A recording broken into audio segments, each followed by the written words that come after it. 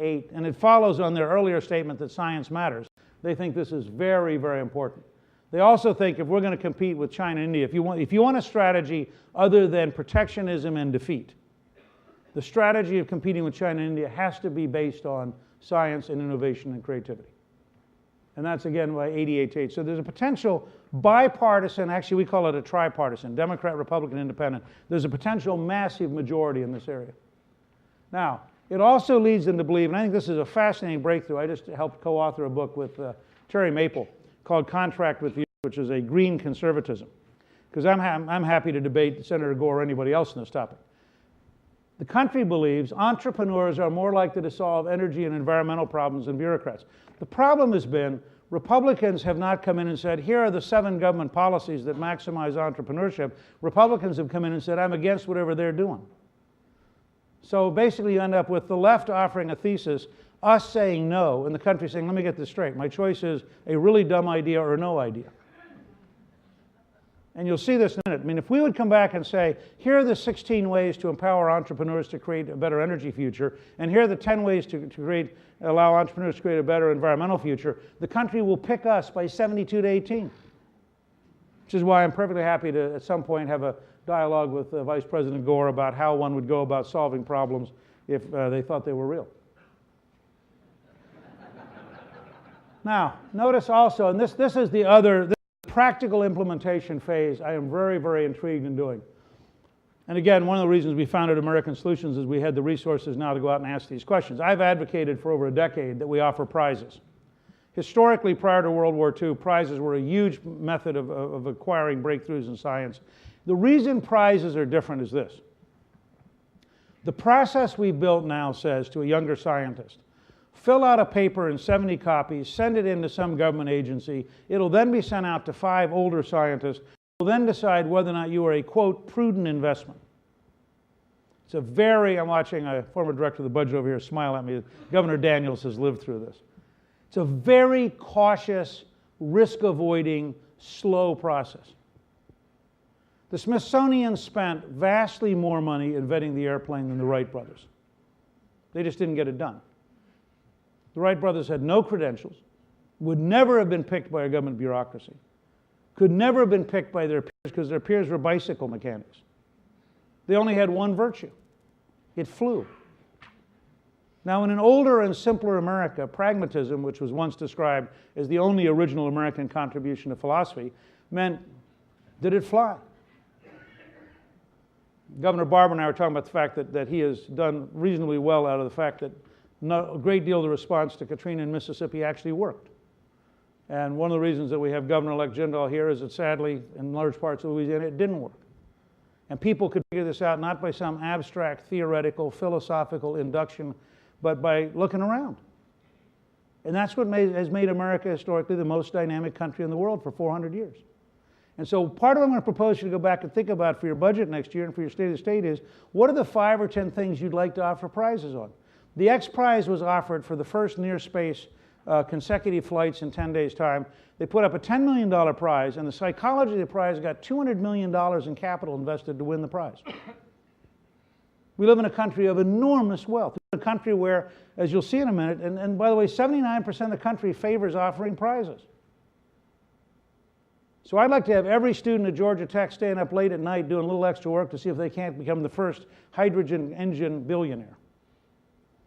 I'd like to see a prize for getting to Mars and back, which I was told by a very senior person in the administration who could not say this publicly, that their professional estimate was if you had a prize for getting to Mars and back, that you would actually get there in about 5 years, and you would do it and you'd save about $220 billion in NASA spending. Because you'd suddenly have all sorts of billionaires that said, okay, make it a 21st century America's Cup in space, and these guys who currently are buying yachts would say, okay, I got it. This is the new game. But it's a very, very fundamental break from the bureaucracies we've been involved in. The things we suggest are, first of all, the first hydrogen car, the first car to get 100 miles per gallon or more, a decisive breakthrough in Alzheimer's treatment, the first team to get to Mars. But you can think about 20 things. I mean, the governor can tell you that conservation and water usage would be a pretty cool area in Georgia right now to have a substantial number of prizes. And my guess is you could reduce water usage in Georgia by a factor of at least 50% in a way that made life better. Not by telling people don't water your lawn, but by the kind of implementation of new technologies and new approaches. Now I have 10 specific steps I just want to go through very briefly. First, I think go back home and hold hearings. We have an entire model. We're giving out today copies of our book on the art of transformation. Nancy Desmond and I wrote. Our model starts with what are your values? What is the vision for those values? And therefore, what are the metrics that would measure whether or not you were getting there? Now, what are the strategies that would achieve your metrics? This may sound abstract, it's not. I've been working with the US Army since 1979 on large-scale change, and this model works. It also brings people together. It also puts the failed institutions of the old order at enormous disadvantage. I mean, my favorite example is Detroit. Detroit had 1,800,000 people in 1950, the highest per capita income of any city in the United States. Today it has 950,000 people and it ranks 66th. Now, if I go in and talk about what's wrong in Detroit, I'm going to be in an immediate automatic fight with every institution that's at risk. But if I go into Detroit and say, you know, we ought to have more jobs so people have higher take-home pay, and we ought to have an opportunity for every child in Detroit to go to college instead of going to jail. And so how many of you agree with that? Now you're at a 90-something% agreement. Now let's have a conversation. And I want to suggest to you there's an enormous opportunity in this country. Everywhere I go, I tell audiences, people are sick of red versus blue. People want a red, white, and blue dialogue. They do not want a red versus blue debate. This is why the current structure of these presidential campaigns is just suicidal. You take all the Democrats over to one side and ask them stupid, nitpicking questions by the news media. Then you take all the Republicans over to the other side and ask them stupid, nitpicking questions by the media. You maximize disagreement, you maximize pettiness, and the country just gets totally turned off. Abraham Lincoln gave one speech in 1860 at Cooper Union. Went home. That was in February. Said for the rest of the year, read the speech. And people said, let me get this straight. You're mature enough, you actually think I should read the speech. You actually gave a speech you think I should read. He said, right. You don't want a president who can give a speech worth reading? Get somebody else. It's a huge gamble. It's a fascinating case study.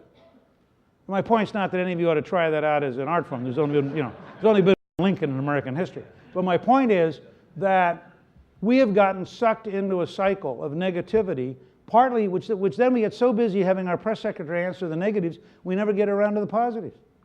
But there's a whole country out there that knows we're in trouble, knows we got to change, knows China and India are real, knows we're going to have to do things better, and they'd love to have a chance to have a dialogue. And you now live in an information technology world where all of them can participate.